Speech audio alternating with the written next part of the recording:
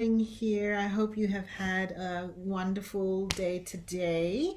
I love bringing you these little nuggets from my day. I particularly love that some of these things are just so relatable. So, good evening. I hope that you will have something to take from this.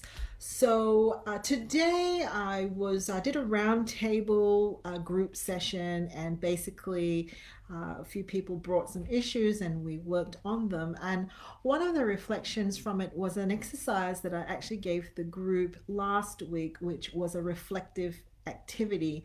When I say reflection, sometimes people think like, oh, you just sit there and just think and do nothing, and it sounds a little bit boring and ineffectual. This is a guided reflective exercise that I provide people. If you would like to get that, I will put it in the link. I'll probably upload it to my website at some point and put it in the comments for you to download that. And basically, it was, part of a homework. Have a go, see what you do, but don't use it right before you go to bed. See if you can do it maybe in the morning or even after work when you're sort of trying to package things up and you're reflecting. And one of the take homes for this exercise was that the simple act of having to narrate an event like an event, how much it provided us the opportunity to slow down. And some of our memories were jogged to actually take more context and information. So, as an example, maybe you're spilling over from one situation to another, and the event that you're actually thinking about as a negative event at that point in time. So say for example, you come home and there's dishes everywhere, the kitchen isn't tidied, and you basically go up to the first person that you see and say, why aren't these dishes done? And the person says, I didn't know there were dishes there. And it was like, this always happens, you guys never pick up after yourself. And then when you're going into that mode, you're going, why didn't you do it? I told you to do it, and things like that, right?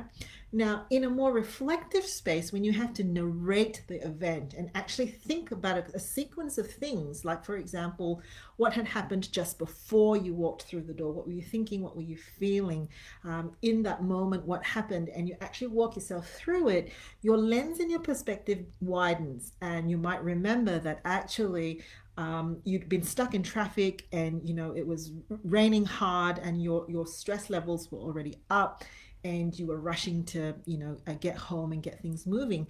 And so you might have a piece of the puzzle there as to why your emotions were already here and why it went there. And narrating helps us to like be a reporter, a news reporter, in the first piece of reflection before we think about our feelings and our thoughts, just reporting the situation from a space that is objective and that is narrating. It's just describing, and it's fairly affect neutral at that point in time. And so narrating things helps us to have more broader recall, contextualize things. It gives us more information for us to look at. It sequences things for us a bit more as well. And then when it's all laid out like that for us, then we can reflect and do the work to say, what was I thinking? What was I feeling? When have I felt this way before? What's the meaning behind this? What was the outcome? What's unresolved in this situation? What do I need to do now? Right? And it's a great way to just seal up some of the critical events in your day through a reflective process. First, by starting out narrating or telling the story. Hey, Steph, nice to see you here.